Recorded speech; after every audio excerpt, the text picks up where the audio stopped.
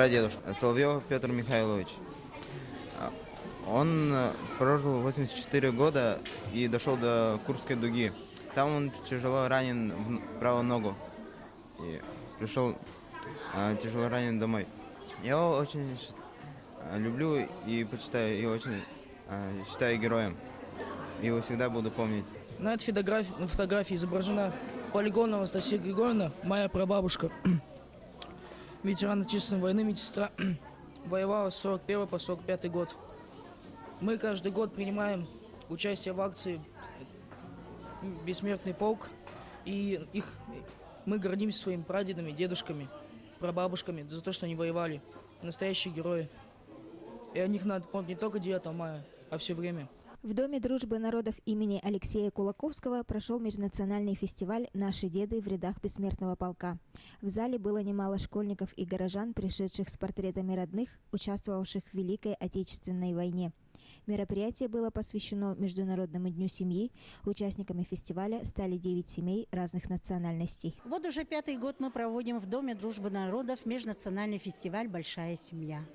В прошлом году мы проводили фестиваль «Вокруг семейного пирога», а в этом году мы взяли тему «Бессмертный полк».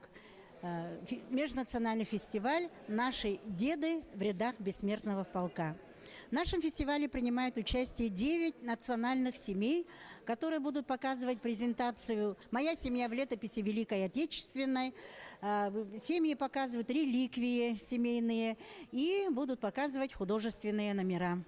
Семьи окликнулись сразу, потому что почти в каждой семье в нашей республике есть деды, прадеды, которые были участниками Великой Отечественной войны. Представляем нашу дедушку. Он был ветераном.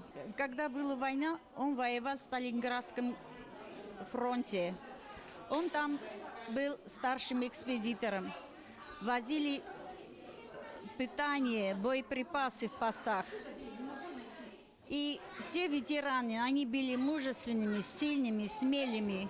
И желаю им самого крепкого здоровья, успехов и благополучия, и самое главное, миру мир. Наш дед вошел в историю Якутии как фронтовик, который расписался на стенах Рейхстага. Были и мы из Якутии. Да, мы об этом узнали после выхода книжки Евгения Долматовского. Вот. До этого нам папа как-то сильно ничего не говорил. И вот в этой книжке была фотография, где был выделен из текста вот этот клочок, где написано «Были мы из Якутии, Донской Феодосий Семенович и из Чувашии Кононов Федул». Вот эта фронтовая дружба у них сохранялась и после войны. Они дружили, до, так сказать, до кончины. Встречались они почти ежегодно, отмечали День Победы.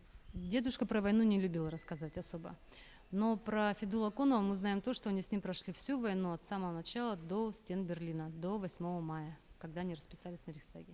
Мне было 11 лет, как объявили войну в 1941 году. Да, действительно,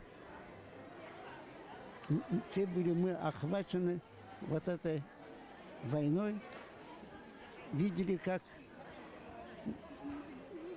активная мобилизация шла, чтобы защищать нашу Родину. Огромный праздник для нашей страны и лично для нашей семьи.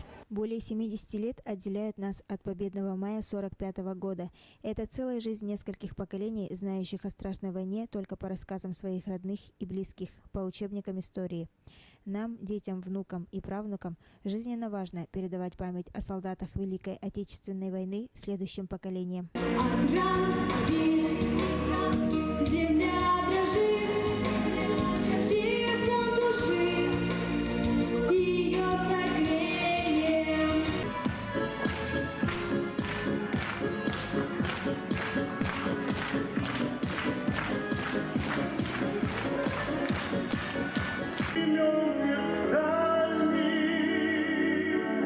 Летят и подают нам голоса.